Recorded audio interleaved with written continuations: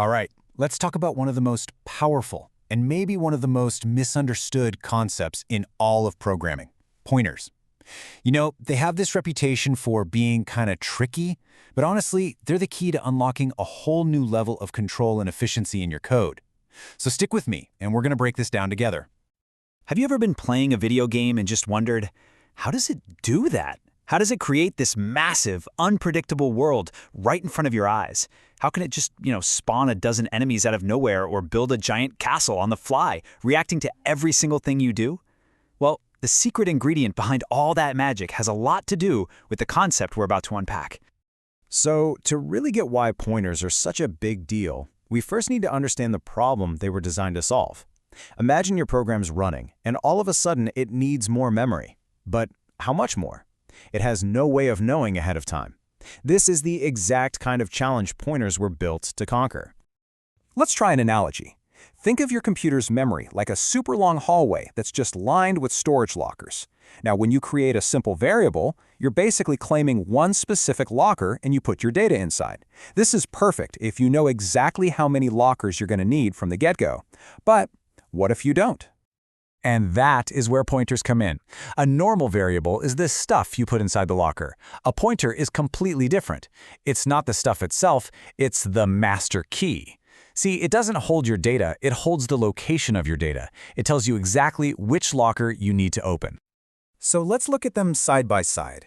On one side, you've got a normal variable, like int number. It directly holds a value, say the number 10. Simple enough.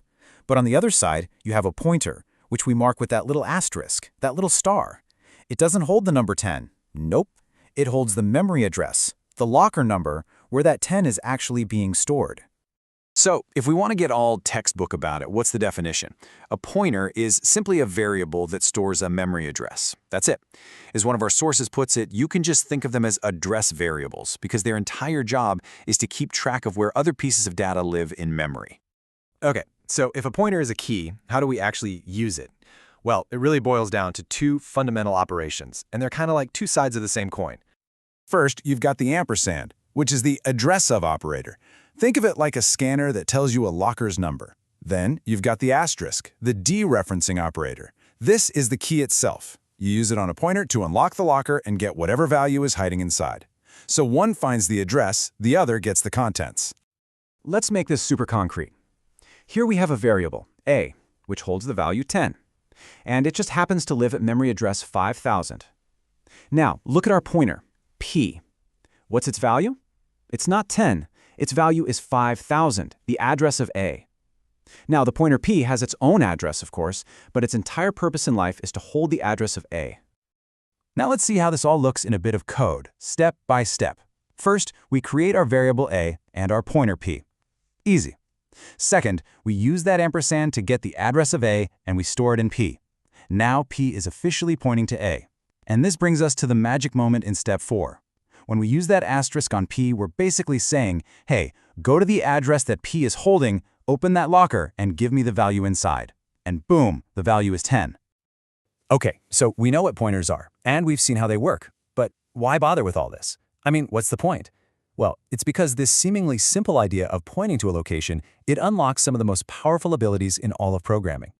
Pointers are the absolute backbone of dynamic data structures, things like linked lists or trees that can grow or shrink as needed while your program is actually running. They're also the key to making functions more efficient, working with arrays in powerful new ways, and for any kind of low-level programming where you really need to get your hands dirty with memory itself. A classic example is how we pass data into functions. Normally, a function gets a copy of your data. It can mess with that copy all at once, but the original variable is totally safe. We call that call by value.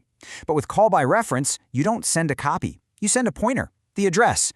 You're basically giving the function the master key to the original data, letting it make changes that actually stick. This is an absolute game changer for efficiency. And this all leads us to the ultimate superpower that pointers give us, dynamic memory allocation. Remember those video games building those huge, incredible worlds? This is how they do it. It's the ability to ask the computer for a fresh block of memory right in the middle of a running program. So the first tool in our kit is malloc. You tell malloc exactly how much memory you need, and it goes to this big open pool of memory called the heap, carves out a piece just for you, and then it hands you back a pointer to it. The only catch? This new memory is uninitialized. It might be full of random leftover digital junk. Next up is calloc. It's kind of like malloc's tidier cousin. Instead of just asking for a raw chunk of bytes, you ask for a certain number of items of a specific size. And here's the best part. Calloc cleans the memory for you, initializing it all to 0. So it hands you a perfectly clean, empty set of lockers. But what if your program's needs change midstream? You need more or less space. That's where realloc shines. It lets you take a piece of memory you already have and just resize it. Need more space? Realloc can expand your block. Realize you've got too much? It can shrink it right down. This is what allows programs to be truly flexible and incredibly efficient. But, and this is a big but, with this great power comes great responsibility. Here's the most important rule of all. When you manually ask for memory, the system trusts you to give it back when you're done. You do this with the free function. If you forget, you create something called a memory leak. Your program becomes a memory hoarder, holding on to resources it doesn't even need anymore, and that could slow down and eventually crash the entire system. And that's really the central theme of pointers, isn't it? They give you this incredible fine-grained control over your program's memory. It's a trade-off, for sure, but it's a trade-off that unlocks amazing performance and just incredible flexibility. As one of our sources puts it, this direct control over memory is, quote, the reason why C is versatile. It's what allows programmers to build lightning-fast, highly efficient systems by managing every single byte of memory exactly how they see fit. So, I'll leave you with this question. We've seen the incredible power that pointers give us, the ability to build dynamic worlds, to write ultra-efficient software. But with that direct, unfiltered access to a computer's memory, what do you think is the single biggest risk a programmer has to guard against? Think about that for a bit.